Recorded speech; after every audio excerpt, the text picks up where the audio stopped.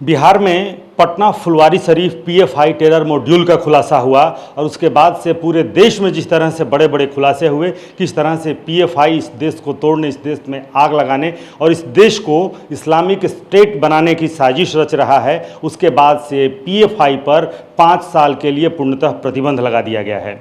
हमारे साथ भारतीय जनता पार्टी के विधायक वरिष्ठ नेता हरिभूषण ठाकुर बचौल जी हैं। सर, आखिरकार पीएफआई पर 5 साल का बैन लगा दिया गया है। ये स्वागत योग्य कदम है और पहले लगना चाहिए, लेकिन देर से ही दुरुस्त कदम उठाया गया है। हम सभी जानते हैं कि किस तरह पीएफआई 1947 तक भारत को इस्लामिक राष्ट्र बनाने का सोच रहा था और वो देशद्रोही गतिविधियों में संलिप्त था, आतंकवादी गतिविधियों में संलिप्त था, भारत को टुकड़ों टुकड़ों में बांटना चाहता था।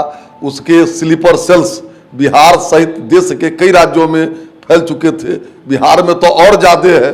इसलिए उस पर जो प्रतिबंध लगा है यह स्वागत योग्य कदम है।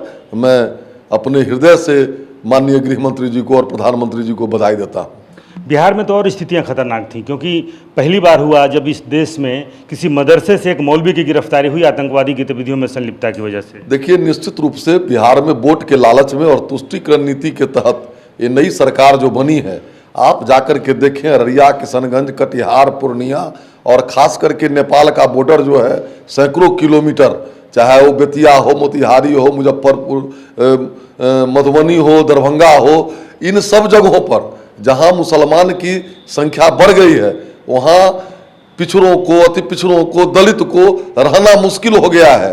और विदेश के चंदों पर पीएफआई बहुत तरह की अनैतिक गतिविधियां कर रही थी, उस पर प्रतिबंध लगा है। बहुत सुंदर कार्य हुआ है। बिहार में ही यह कहा गया, जिस तरीके से पीएफआई ने पाकिस्तान के समर्थन में नारे लगाए और यहाँ कहा गया कि ये तो एक विरोध का तरीका है। देखिए, ये कैसा मानसिकता है। एक वरिष्ठ राजनेता रहे हैं तिवारी जी और उन्होंने कहा कि विरोध का तरीका है। देखिए, ये लोग अमन बेच देंगे, चमन बेच देंगे, ये लोग वतन बेच देंगे वोट के लालच में। इन लोगों से बिहार और देश की जनता को सतर्क रहने की आवश्यकता है।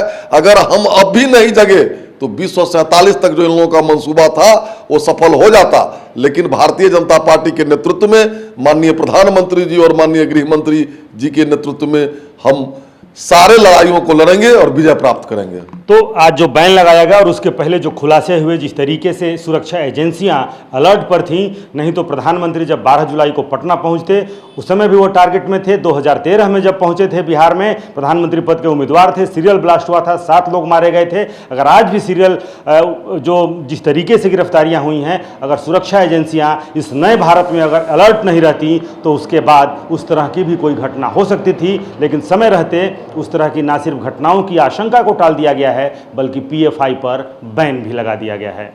कैमरामैन कुणाल के साथ रुपेश कुमार, TV9।